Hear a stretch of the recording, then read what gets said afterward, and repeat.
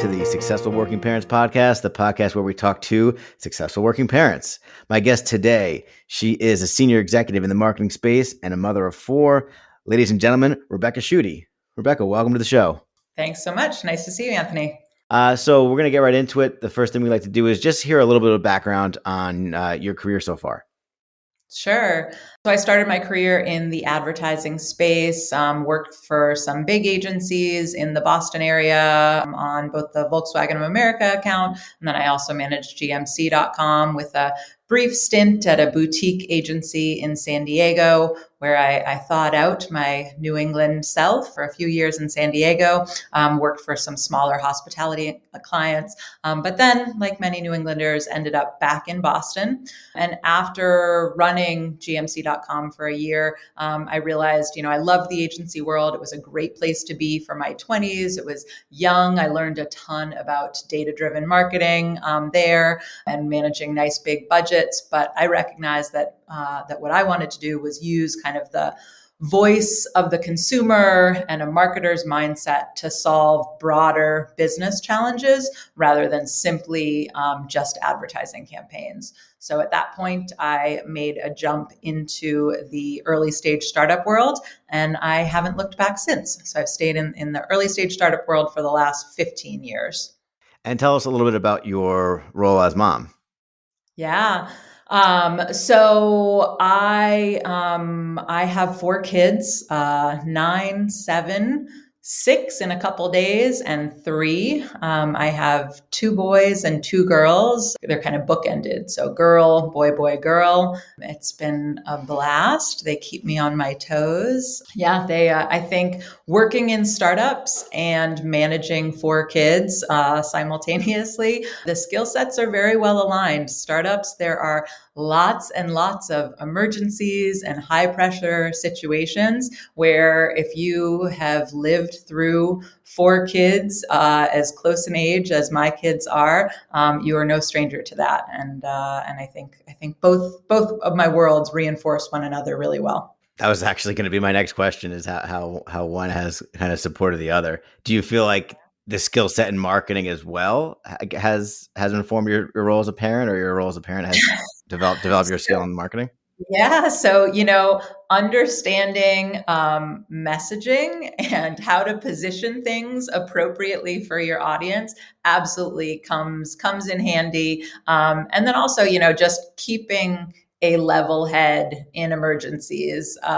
This particular week, I have dealt with a trifecta of 3 different viruses descending on my family. This has actually been a first in my 9 years of parenting, but 4 of my kids have had fevers, and there are 3 different viruses going around. So you can imagine that there are lots of cranky kids walking around. Most of the time, I have kept my cool. So all that we can hope for.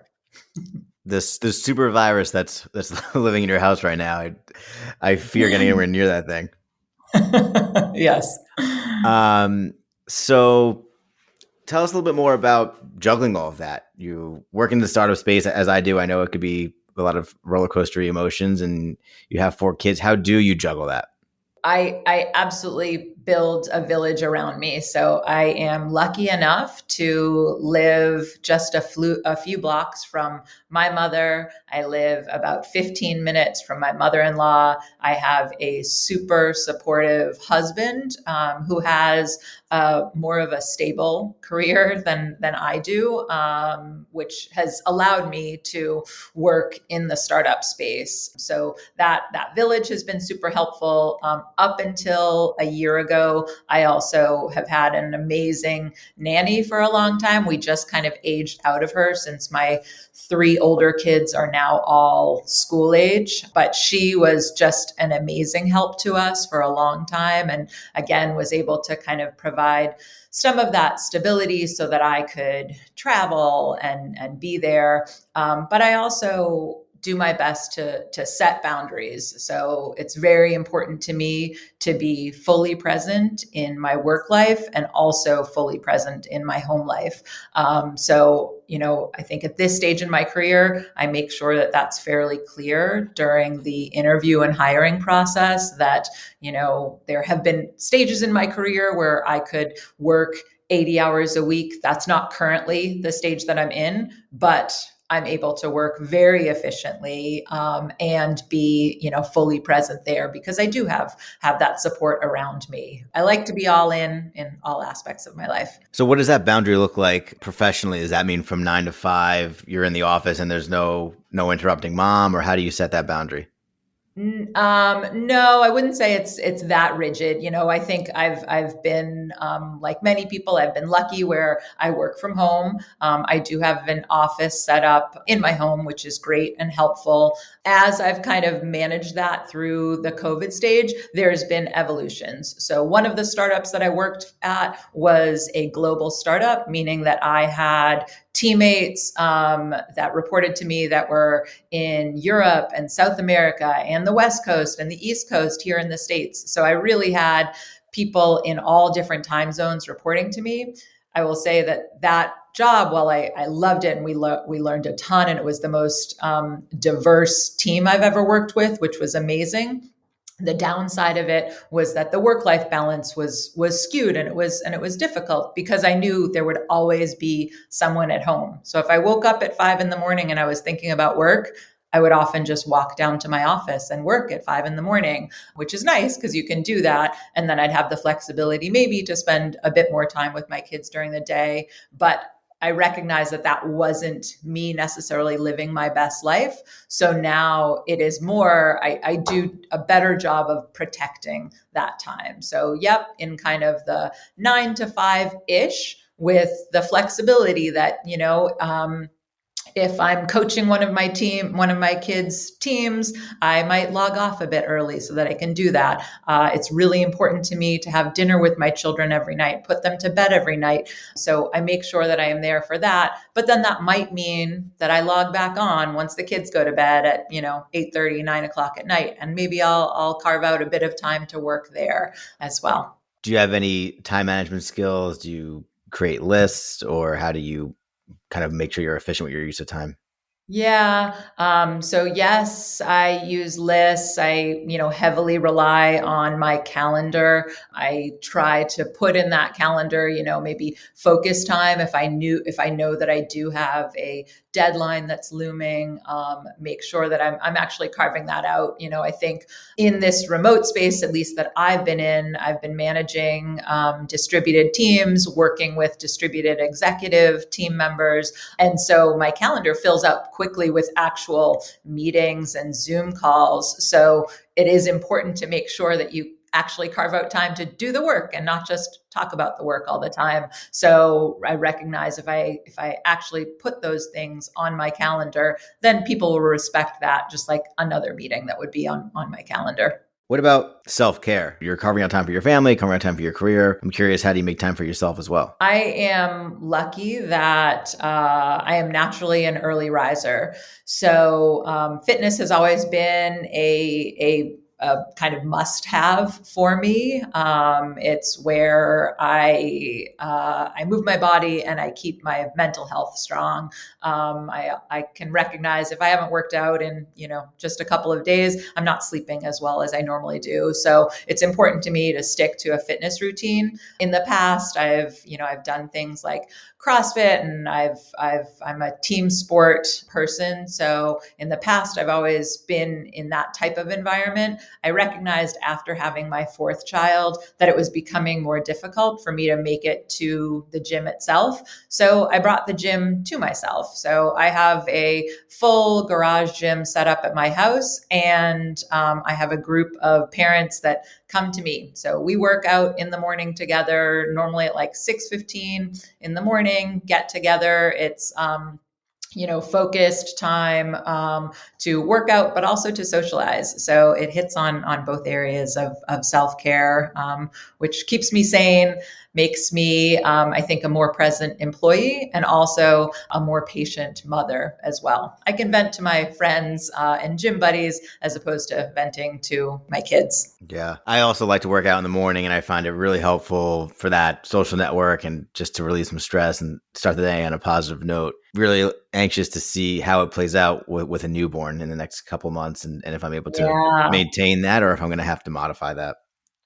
The nice thing, so what I've recognized with newborns, one, they sleep a lot, but as they emerge for a long time, they're fairly immobile. So your workouts might look different and they might take a little longer than they've had, but that is something that if you have the ability to kind of work out at home, a lot of times you can bring your child with you, right, to that space and have an eye on them. And eye contact's pretty important at that early stage, but you can still be getting your work done, and it's been fun.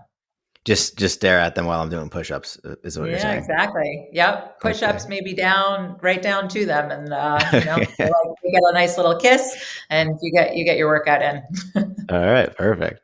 What are some of the other tips and tricks that have helped you just being a busy working mom? So I have found it helpful to build a community of other working mothers. So I joined Chief a few years ago. I found that group of female executives to be really helpful as I balanced, motherhood and changing careers. The reality of the startup space is that you're often dealing with changes in funding statuses, maybe acquisition possibilities. It's not a job that it's very rare that you're in the startup world where you're at one company for, even 5 to 10 years. That would be pretty rare in the startup space. So there's been lots of changes in that career. That means I need to be ready for transitions at all times. And that network has been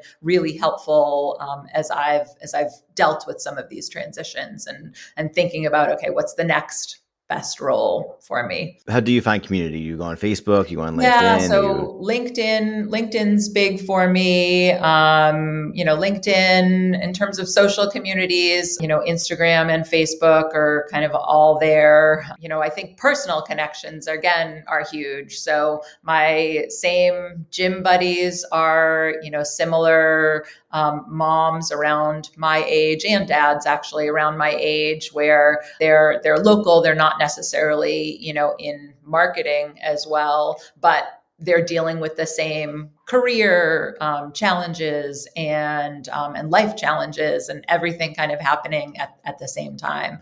So they're a great network for me to tap into as well. have you had to make any sacrifices in your career or in your family life Yeah. for the other? So I've made career changes for, throughout my career as my family has changed. So I was at a startup that I loved before I had my first child. And that startup, I was actually there for 6 years. Great group of people, exciting product. I was also a road warrior. So I was traveling pretty much every week. And I recognized that wasn't the mother that I wanted to be, So at that stage, I decided that was the right time to move that startup, even though they were going to be very supportive and carve out a new role for me where I wouldn't have to travel as much. I just decided, it's a good time to try something different. So there was one sacrifice there. The most recent startup that I was at, that was something where I set the boundary early on. That startup was based in Atlanta, and during the hiring process, I let them know, I run marketing, so that means that I'm running kind of all different areas of marketing. One of those areas is event marketing. So those are trade shows. You need to be there in person. And that particular startup had a heavy event marketing situation, event marketing strategy. And I let them know early on, if you're at 30 shows a year, that's not the space that I'm in right now. And I may not be the right candidate for you. And I think it's worthwhile to have those conversations up front.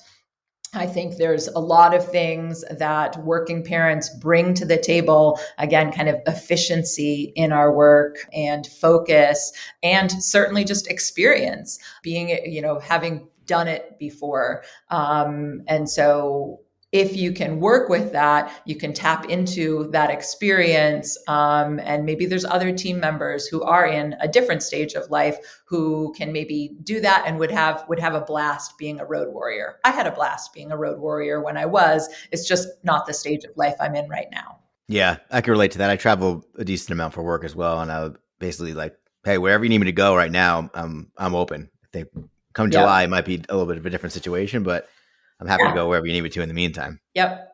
And that's what, that's the other thing that right now, so that startup was based in Atlanta. I was in Atlanta once a month or so. And I think that was great for my team in Atlanta.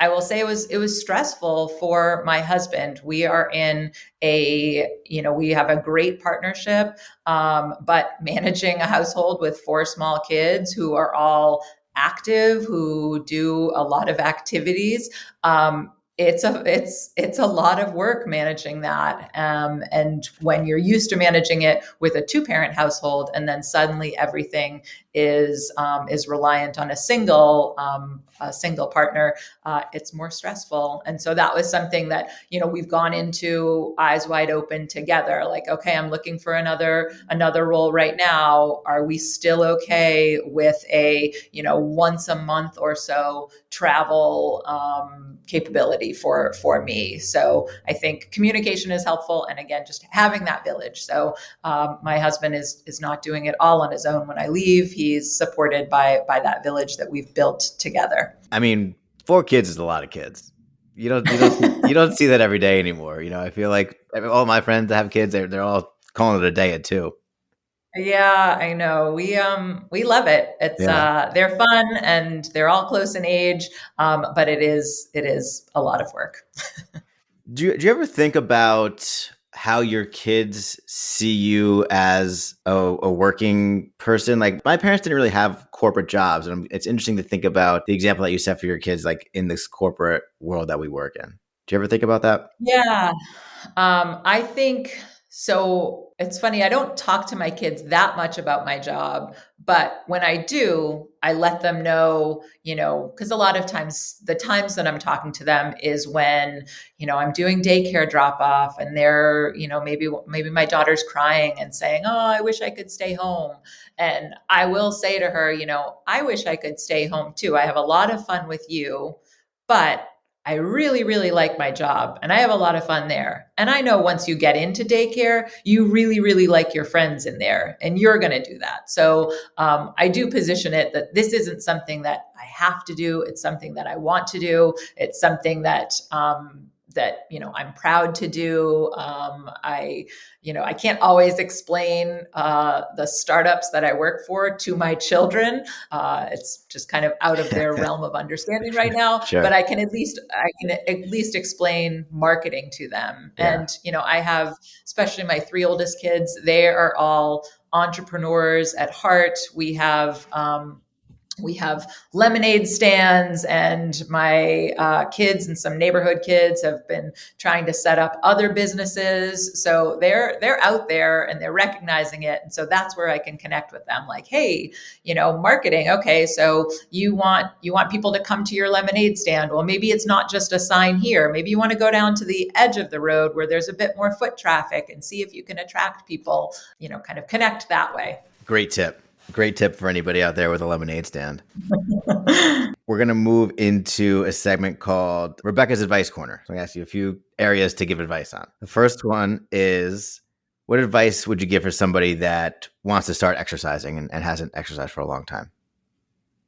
Oh, just start. So start small and do something that you love. If you know that getting out there and going for a run is going to be painful and you're going to hate it, then don't pick running. Find something else that you'll enjoy and can stick with, and just commit to it. I also think that there is a ton of value in community. That's where I recognize, I feel like I have the best of all worlds, where I don't have to leave my house, but people come to me. So my community who shows up here changes on a morning to morning basis, but I know that somebody will be out there waiting for me in the morning. So it's a good reason to get up out of bed, because somebody's there you need to be accountable to. What advice would you give for somebody that wants to get into marketing?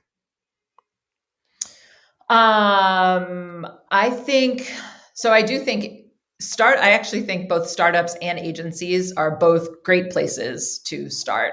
So marketing means a ton of different things at a ton of different organizations. The nice thing about startups is you can be exposed to kind of all of business in the startup space. Mostly, a lot of startups will face some growth. And so there's lots of good opportunity to try different things. So you may want to try marketing, but maybe you also want to dabble in customer success or operations. And in startups, you have that ability. Ad agencies, I thought it was a great place to start your career in. I think there's often some nice hierarchy at certainly at larger agencies, where there's great mentorship and kind of obvious career growth trajectories, versus in startups, a lot of times it's, you're learning on your own. They're smaller teams, they're scrappier teams. But I think both of them give great entry level opportunities for people who want to cut their teeth and figure out if this is the right place for them. Yeah, that's what I like about startups is you can really break into a role, to a type of job, and then you can also oftentimes switch. I've seen people totally switch careers at a startup. Yeah. What advice would you give to somebody who's about to become a mom and they do still care about their career? Building that community, not feeling isolated. I think sometimes that the beauty of parental leave in our country is, at least for the mother, and hopefully more so for parents, for fathers as well, or any parent, you get time off to bond with your baby, which is wonderful, but it also can be kind of isolating. I recognized with my first, she was amazing and she was a great sleeper, but sometimes she'd sleep like 5 hours in the middle of the day. It's a lot of downtime to be by yourself. And I think initially I felt pulled that, okay, I now have this unexpected free time. I don't know what to do with it. Other people are working right now. I don't really know how to fill this time. Every one of my minutes felt extra precious right then. So having that community around me helped me with that. And it was nice to have a community, both of people who were parents, but also I still had lots of friends who were not parents or weren't planning on becoming parents. I think it's helpful to have those people still in your network, because they may have a bit more free time than some of your friends who have already dove into the parenting world, and flexibility to, I've got a free night. My husband said he'll watch the baby. I'm gonna make a call to somebody who I know who can come and meet me for a drink. I think that's important. What advice would you give to your former self? Don't stress about some of the things. So there are things, especially when you're in the early stages of parenting. There were battles that my husband and I had that seemed so important at the moment. So for instance, pediatricians say, oh, your baby should stop sucking on a pacifier or from a bottle by like the age of 1. Otherwise it could damage their dental health or something. I don't even remember what it was, but that was a battle that like, it just seemed so important to do that right then. And we needed to be consistent. And at the end of the day, it all is going to work out. And, I think when you're feeling sleep deprived, all of those emotions can be very heightened. But if you can kind of take a step back and remind yourself, this isn't an emergency. We'll be okay. Whether she has a bottle tonight and ditches it, in a month or in 2 months, it's all going to be all right. What's really good advice that you've received? Listen to your gut. Sometimes when you're in a rough situation, it is helpful to kind of vocalize those rough situations to other people who can easily echo back to you. You already know what to do. You're telling me how terrible this situation is. You know what to do. You just need to do it. But saying the words out loud, I think, is sometimes is helpful, because then you can have more of an objective perspective. Last question. My wife is due July 19th. Yeah. So what advice do you have for me, both in the run up to July 19th and then, right after that? Yeah, I would say be as present as possible. I think the line up to July, foot rubs are great. Just spending time together when it's just the two of you, I think that's important. And then post July 19th, I would say once your child arrives, I think don't be discouraged, especially if your wife is breastfeeding. Those early months, the baby needs mom a bit more, but there will be a time for you to shine as well. And I think it's really important for you as a father to build your own relationship. So when I had my first child, my husband was in a job that he didn't love. And so when she was about 9 months old, we decided we were having a gap in childcare anyway. And we decided that was the time that he should quit his job and he should be home with her. And he took 3 months, just like I had 3 months of my maternity leave. He had 3 months just to bond with her. And I think that just set them up for such a successful relationship and set my husband and I up. He wasn't looking to me as kind of the primary decision maker. He experienced all that and built his own skill set and was, confident in his role as a dad. So if you have the ability to take some time where it can just be you and your new child, I highly recommend that. Awesome. Appreciate that. Where can people connect with you? Anything you want to promote or share? Where can people find out more about you? Sure.